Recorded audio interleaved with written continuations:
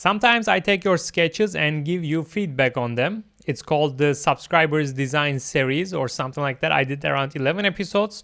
So I was planning to do the next one.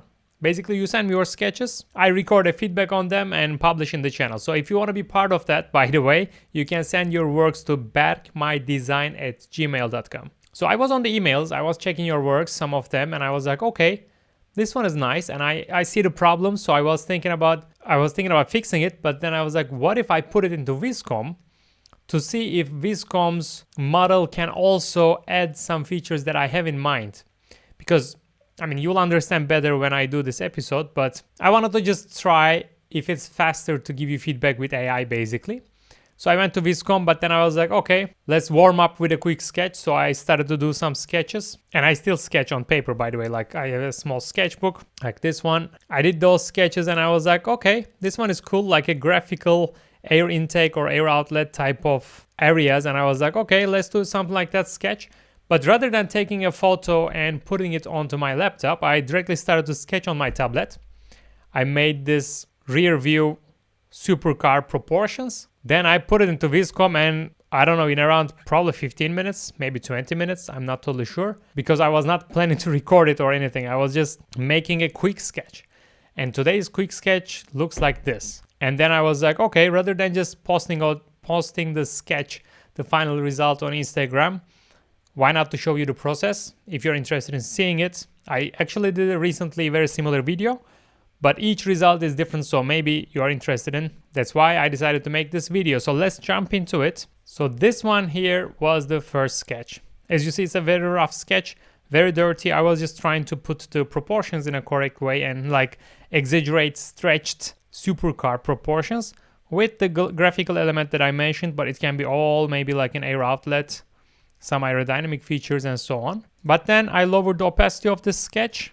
I put the wheels and I just sketched over a more cleaned version.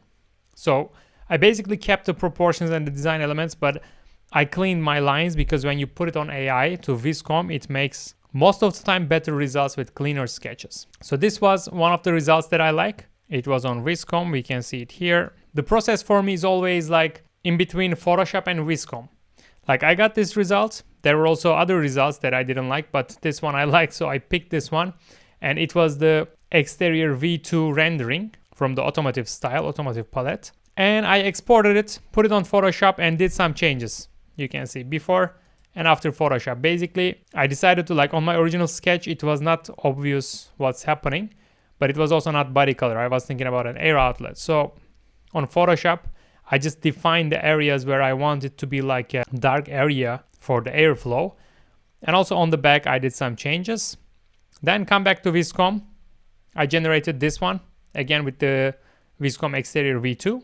I was like, okay, it's also not bad, so I can keep it aside. Maybe I will use this red version. Then I use Viscom General V2, the new realistic version.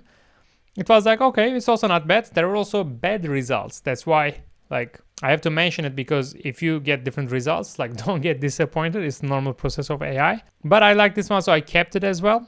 Then I decided to use the reference image. So I tried a couple of reference images to see what will happen. And these were a little bit too dirty or not the way I wanted to go. And I realized like maybe the background and the whole image is affecting too much. By the way, it's cool. I'm not totally against it, but it changed my design in a way that I didn't want that much. And then I did this one. As you see, the car itself looks like similar colors, similar reflections, materials, which I like, but the background is totally white now. The reason is under the reference images, this time I saw this make a selection button. So when you go there, basically you can do the selection. And here we have the lasso selection, brush selection, bezier, or the auto selection. So I picked the auto selection. It takes a little bit of time to analyze the image. And then here you can see you can do different auto selections.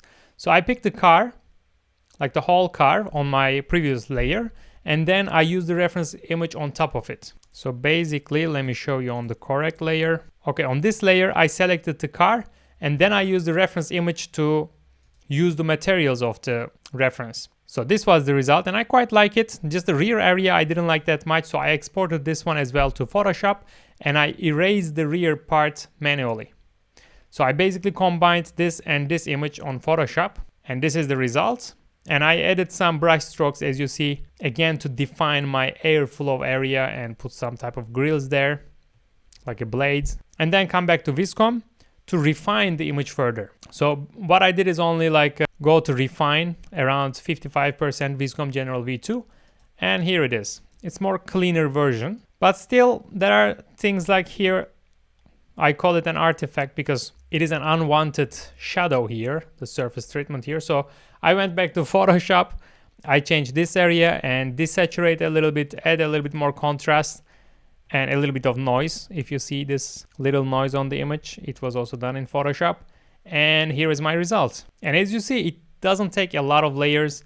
It doesn't take a lot of time as I'm not rendering manually by hand. The base, a very strong base, comes from Viscom. And the idea is totally mine, originally from my sketch. So combining this using AI for my benefit, it's just still mind-blowing. By the way, if you don't know, I'm a brand ambassador of Viscom, which means I'm part of their development team as well. So I give them feedback.